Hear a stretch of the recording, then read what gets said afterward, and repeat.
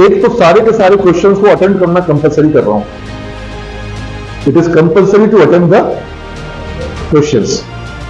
आप मैक्सिमम मतलब आप अटेंड करो सारे क्वेश्चंस को, और नेगेटिव मार्किंग रहेगी, नेगेटिव मार्किंग रहेगी। 20.25% की नेगेटिव मार्किंग होगी। कितने परसेंट की? 0.25 नंबर, ठीक है।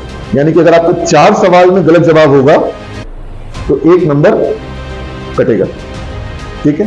ये मैं आपको बता दे रहा हूं, क्योंकि मैं देख रहा हूं कि बच्चे कई बार, हाँ, अब एक होशियार बच्चे ने क्या किया कि सारा का सारा बी कर दिया, नंबर तो बहुत खराब हो गया। अब वो समझ गया कि बी में खराब हो जाएगा। हमारा सेट और पैटर्न जो है हमेशा चेंज होता रहता है। एनीवेज, तो आप इस तरह से करने से कोई फायदा नहीं है ना, ये तो एग्जाम का मजाक हो जाएगा ना कि सबने बी भर दिए कि कुछ नंबर आ जाएगा। तो इस तरह के बच्चों को हम लोग ले लेंगे, हाँ? फिर क्वेश्चन छोड़ दिया तो वो भी कोई फायदा। अब नेगेटिव मार्किंग करते हैं तो बच्चे क्वेश्चन छोड़ देते हैं कि छोड़ देंगे तो नेगेटिव कुछ नहीं होगा, ये नहीं। तो आपको क्वेश्चन सारे अटेंड करने हैं और नेगेटिव मार्किंग है। दूसरी बात, जो आपका सब्जेक्टिव पार्ट है, सब्जेक्टिव में क्या है, कोई भी आपको सब्जेक्टिव में किसी टॉपिक मतलब कोई चैप्टर से कोई आपके 12th के क्वेश्चन कुछ भी उसमें नहीं है। मैं आपको क्वेश्चन आउट कर दे रहा हूं अभी। वो क्वेश्चन होगा बिहार के ऊपर में, मोबाइल फोन के ऊपर लिखने के लिए, आपके फ्यूचर प्लान के बारे में लिखने के लिए। वो क्वेश्चन होगा कि अलग अलग, जैसे आपने अपने लिए क्या प्लान किया, क्यों प्लान किया है, इस तरह के कुछ वर्ड्स होंगे। अब वो वर्ड्स कैसे होंगे? वो वर्ड्स हैं जो कि हमने क्लास 8, 7th, 9th की किताबों में से निकाले हैं, 10th की बुक में से निकाले हैं जो वर्ड्स। और वो कोई टेक्निकल वर्ड्स नहीं है, सिंपल इंग्लिश के वर्ड्स हैं जो स्कूल की किताबों में होते हैं। अब जिनका इंग्लिश बहुत कमजोर है वो उन शब्दों का मतलब, अच्छा 4 बच्चे पिछली बार रिजेक्ट किए मैंने, वो बच्चे थे जिन्होंने वर्ड्स का मतलब लिख दिया था और उनको मतलब आता नहीं था। पता नहीं वो कैसे हुआ, ये चीज तो आप देखिएगा। हाँ, तो इससे कोई फायदा नहीं है। आप जो चीज जान रहे हो वो तो आपका चेहरा बोल देगा, मतलब जैसे आप बोलोगे आपकी बात समझ में आ जाएगी। हम इंटरव्यू लेते हैं और इंटरव्यू में बच्चे आते ही सीधा बोलते हैं कि सर हिंदी में बोलेंगे।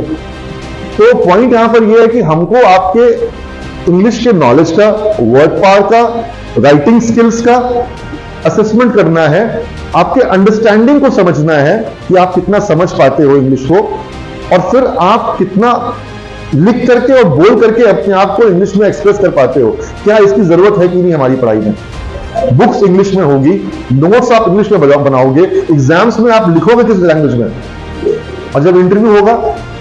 मैं हिंदी में पढ़ाता हूं, हमारे टीचर्स हिंदी में पढ़ाते हैं, और जिसकी इंग्लिश कमजोर होती है उसको ठीक करने का हमारे पास एक बहुत सॉलिड सिस्टम है। हम इन लोग को 6 घंटा और 8 घंटा ऐसे ही नहीं बुलाते हैं, वर्क करते हैं, इंग्लिश इंप्रूव कराते हैं। लेकिन आपका अभी का क्या लेवल है ये समझना हमारे लिए जरूरी है, और कितना सीखना चाह रहा है बच्चा।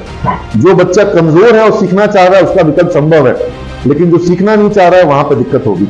और मैथ्स कंप्यूटर साइंस के लिए बिल्कुल कंपलसरी है। कंप्यूटर साइंस यानी JCIT या BCA, मैथ्स बिल्कुल जरूरी है। मैथ्स में नंबर नहीं आएगा हम आपको नहीं ले पाएंगे। और तीसरी चीज जो देखते हैं वो देखते हैं टेंडेंसी, कि लर्निंग की टेंडेंसी क्या है। क्या स्टूडेंट अटेंडेंस पूरा कर सकता है, नहीं कर सकता है क्लासरूम में इन्वॉल्व। मतलब मान लो एक बच्चे से मैंने पूछा कि तुम्हारा अटेंडेंस परसेंटेज क्या होगा, तो उसने बोला 75%। तो मैंने उसको बताया कि 75% जो है ये मिनिमम है, इसके नीचे में आपका फॉर्म भरना अलाउड, विश्वविद्यालय का नॉर्म्स आप लोगों को पता है कि नहीं पता है?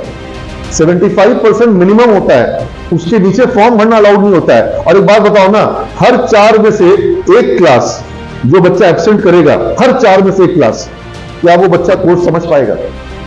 लेकिन 75% अटेंडेंस हो जाएगा। These are the aspects, knowledge, skill and discipline, ये चाहिए।